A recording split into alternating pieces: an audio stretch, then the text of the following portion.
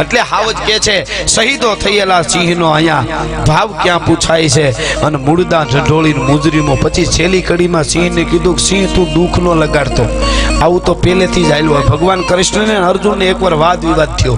અર્જુને કીધું કે પુરુષ બળવાન છે, હું બળવાન છું, ગમે એ કરી શકું. ભગવાન કૃષ્ણ કે શાંતિ રહે અર્જુન, પુરુષ બળવાન ન હોય, સમય બળવાન હોય. નહીં પુરુષ બળવાન અર્જુન કે એમ તો કે હા. કૃષ્ણ ભગવાને કીધું તો અર્જુન આ રસ્તે જંગલમાં હાલતો થા તને અનુભવ થાય પુરુષ બળવાન છે કે સમય બળવાન. એમ તો કે હા. અર્જુન ખંભામાં ગાંડી નાખીને થયો હાલતો અને જંગલ જેવું આવ્યું ને એમાં એને આમ કઈક અવાજ સંભળાણો, કોઈ બાયું રોતા હોય એવું. હળી કાઢીને અર્જુન ન્યા ગયો તો એક વિશાળ કાયા વાળો યોદ્ધો ઉભેલો અને બાયું ઉભી હતી અને એમ કહેતો હતો કે તમે ઘરેણા કાઢી દો નકર તમને મારી નાખીશ. અર્જુને પડકાર્યો કર્યો કે કાયર, બાયુની સામે બાયું ચડાવે છે, મર્દનો દીકરો હતો, આય મારી સામે ખબર પડે. તો ઓલો યોદ્ધો બાયુ બાજુ બોલતો હતો ને અર્જુન બાજુ ફેર્યો. કે તારા જેવાને જ ગોતું છું, કેદું ભૂજા હું ફરકે સાવ બાંધવાઓ. અને અર્જુને ગાંડીવની માથે ધનુષને ચડાવ્યું બરાબર. ગાંડીવ ટંકાર હુંકાર કરી અર્જુન ભુજાબળ મુસળતો ગુરુ દ્રોણ ગંગેવ સમર સમા નિરખી ભયો મોહમતી ગળતો. અને આમ કરીને આમ ગાંડીવને માથે પણચને ખેંચીને ઠેઠ ઠેઠ ફડાક કરતું બાણ છોડ્યું. નાનું છોકરું જેમ બાજરાના મલોખાને ભાંગી નાખે એમ અર્જુનના બાણને ઓલા જોધાઈ આમ કરીને ભાંગી નાખ્યું. હામો હાલતો થયો. પછી તો અર્જુનને એમ થયું મેર્યા જેવું બાણ મારે ઓલો આમ કરીને પકડીને ભાંગી નાખે. હામો એટલે અર્જુન પાછો હટતો જાય ને બાણ મારતો જાય, પાછો હટતો જાય ને એમાં કઈક અર્જુનને વાહે કઈક ભટકાણું. તો અર્જુને આમ જોયું ને ત્યાં ન્યાય એક હાથ અને એક પગ કપાઈ ગયેલો, યોધો પડેલો, આડો પડેલો, આમ એક હાથને ટેકે આડો. તો અર્જુન જેમ ડૂબતો માણસ તડખલું પકડે એમ અર્જુને ઓલાને કીધું મને બચાવી લે. તો ઓલો બેઠો થયો કે મારી વાહે વયો જા, તારો વાળ વાંકો ન થાય.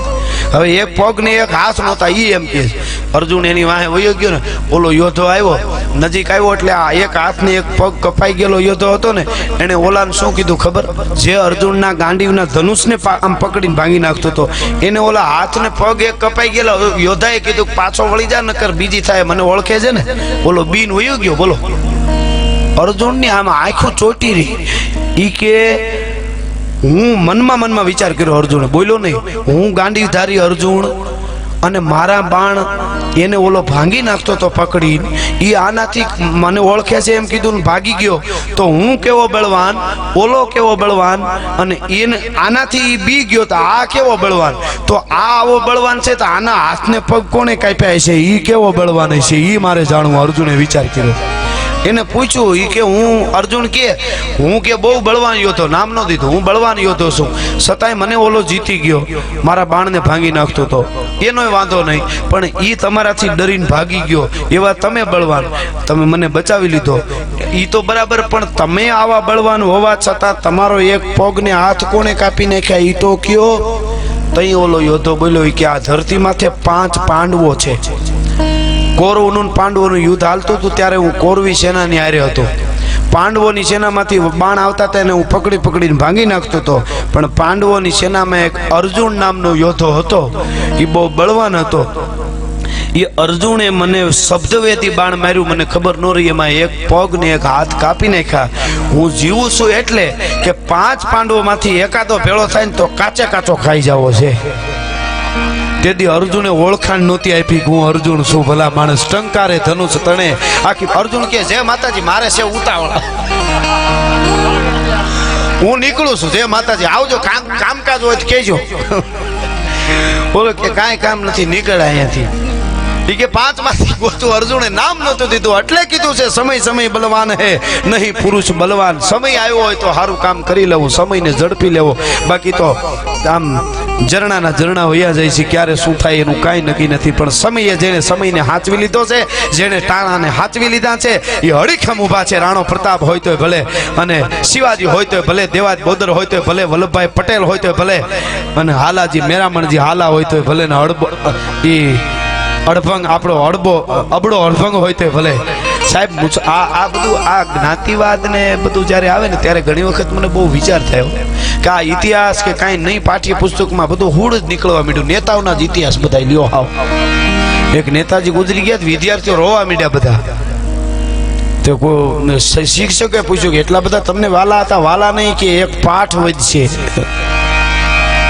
આપણે કોઈ ખરાબ નથી કહેતા, હોવું જોઈએ આપણા દેશને સાચવ આવડું મોટું કામ કરતા હોય નેતા આપણે મત આપ્યા હોય, હોવું જોઈએ, પણ માપે સારું લાગે બધું. પણ ખેર, મુસલમાનની દીકરીને જ્યારે ઇજ્જત બચાવવાનો જ્યારે વખત આવ્યો તેથી અબડો અડભંગ, આમ તો પેલા સુમરો અહીંયા કચ્છમાં મહેમાન થયેલા અને સોપાટ્રમમાં હારે બેઠેલા, એમાં પોતાની સુમરાની કાકરી છે એ આમ રમતા રમતા અબડા બાજુ વહી ગઈ ને, એટલે કાકરી લેવા આમ લાંબો હાથ કર્યો એટલે આડો હાથ કરી દીધો. અબડાજી કે નહીં કાકરી હવે તારાથી ન લેવાય. કે પણ કેમ? કે મારા ચરણમાં આવી ગઈ. કે પણ આ તો કાકરી છે, કે કાકરી હોય કે કોઈની દીકરી હોય રાજપૂતના ચરણમાં આવી જાય પછી એને કોઈ લઈ જઈ શકે નહીં, એની ઇજ્જત સલામત હોય. કે પણ આ રમત છે કે રમત હોય કે રણમેદાનો, એમાં કાંઈ ફેર ન પડે. એ સુમરાએ મગજમાં રાખ્યો ને જેથી સુમરીઓની ઇજ્જત બચાવવાનો વખત આવ્યો ને તેથી દીકરીઓને બાયુને કીધું કે જાઓ, કચ્છની ધરતીમાં એ અબડો અડભંગ બેઠો છે, કદાચ કાળ આવે ને તો ઠપાટ મારી દે એવી એની ત્રેવડ છે, એ રાજપૂતની પાસેથી તમારી ઇજ્જત નહીં જાય, જાઓ. આખી ઘટના તો આપ જાણો છો. એને આશરો આપ્યો અને યુદ્ધના મેદાનમાં જવા ટાણે દૂધની તાહળીઓ ભરીને કીધું હતું કે બેનું દીકરીઓ આ તાહળીઓ સામે નજર રાખજો, દૂધની તાહળીઓમાં લાલ લોહીના હેરડા દેખો તો માનજો હવડે જગતના ચોકમાં હવે અબડો જામ છે નહીં, પછી તમે તમારું જીવ ટૂંકું કરી દેજો, બાકી ત્યાં સુધી તમને કાંઈ નહીં થવા દઉં, રાજપૂત છું. કેવી કેવી કેટલી આવી ઘટનાઓ છે, પણ હવે પાઠ્યપુસ્તકમાં તો આવું આવે નહીં, નકર બધા એક થઈ જાય. ઘણી વખત મને તો એવું લાગે હારા અમુક આવા હતા એ બધા કાઢી નાખ્યા. વર્ષો પહેલા મેં એવું સાંભળ્યું કોકની પાસે કે વર્ષો પહેલા ફરિયાદ ગઈ હતી દિલ્હી, કોકે કાગળ લખેલો કે આ તમે મહાપુરુષોના સુરવીરોના અમુક ઇતિહાસના પાઠ્યપુસ્તકમાંથી કેમ કાઢવા માંડ્યા. તો એ વખતના જે વડીલ હતા એમણે સામો જવાબ લખેલો કે યે સબ બાગી થે, આ બધા બાધોડકાન બાગી હતા, યે સબ બાગી થે, યે સબ બાગી થે ને આ ખાનદાનના દીકરા. એમ ટૂંકમાં વાત કરું તો એ જામનગરની કચેરીની માલિકો રાજપૂતો બધા મરદના ફાડિયા જેવા બધા બેઠા અને કચેરીમાં કહુંબા લેવાતા હતા. કહુંબે કેસર ગળે, લવિંગા હુંદી લાણ, એલચીની ઓગઠ વળે, 100 લૂણી ખુમાણ, અમલ અટંકા નવલિયા, રણમે ધર્યો ને રોષ, સરપે ધર્યો ને શહેરો ને પીયો ને ચંબળ પોસ, બિલ્લી જો પીવે તો શ્વાન હુકો પ્રાણ હરે અને બકરી જો પીવે તો મારે બનરાજ કો, મૂર્ખ જો પીવે તો અનાજુ કી મોટ મારે અને ગધા જો પીવે તો મારે ગજરાજ કો, ચતુર જો પીવે તો સુંદરી કી સેજ રમે અને સુંદરી જો પીવે તો ઉઠી થાય કાજકો, કહે કવિ શિવસંગ કસુંબા કો એસો રંગ, ચીડિયા જો પીવે તો માર દેવે બાજકો. આવા કહુંબા લેવા મંડાણા. અમલ રાણા રાવતા પીએ, અમલ સુરા ખાય, લુખું ભોજન અને નાર કભારજા તાકો અમલ નાય, અમલડા રજપૂતડા જગમે અમલ કરંદ, અમલ એને પીવાય, નશા એને કરાય કે જેનો તાલુકામાં જિલ્લામાં અમલ હાલતો હોય એ પીએ તોય વાંધો નહીં, બાકી ઘરમાં એનું હાલતું હોય ને એને તો માકડ મારવાની પી જવાય, ઘઉંમાં નાખવાના ટીકડા પી જવાય, પણ એને નશા ન કરવાના હોય. અમલ કોણ પીએ? અમલ રાણા રાવતા પીએ, અમલ સુરા ખાય, લુખું ભોજન અને નાર કભારજા તાકો અમલ નાય, અમલિયા રજપૂતડા જગમે અમલ કરંત, બિના અમલિયા રજપૂતડા નાહક નામ ધરંત. એ કહુંબા લેવાતા હતા. એમાં કહુંબાની અંજળી ગઈ એટલે 15 વર્ષનો બાળક એટલે કહુંબો ન લે નહીં, ત્યાંથી અંજળીને પાછી ઠેલી એટલે જામરાવળની નજર પડી. એ હોશે કોણ બેઠું છોકરા જેવું કે ભદ્રેસરથી કોઈ મોટું નથી આવ્યું એટલે હાલાજી મેરામણજી હાલા છે, આપણી સખાતે આવ્યો છે આ જુવાન. હે કે હા, અને પગથી માથેથી વ્રેમણ ગઈ દરબારને. મારી મસ્કરી કરો છો? ન આવવું હોય તો ના પાડી દેવી છે, ભદ્રેસરને સમાચાર મોકલો. આવડું છોકરું મોકલી દીધું 15 વર્ષનું. અહીંયા કઈ હાટુભાઈ ના લગ્નમાં લાડવા દાબડવાના છે? રમત કરો છો તમે? આના મોઢામાં હજી દૂધ ગંધાય છે, સમાચાર આપો એને, કાગળ લખો અને એને મોકલી દો પાછો. આ છોકરું મોઢામાં દૂધ ગંધાતા હોય, દૂધિયા દાંત હોય, ધોઈડા આવે નવા જામ રાવણની સખાતે. પણ મિત્રો બનેલી ઘટના છે. 15 વર્ષનો એ જાડેજો એ બાળક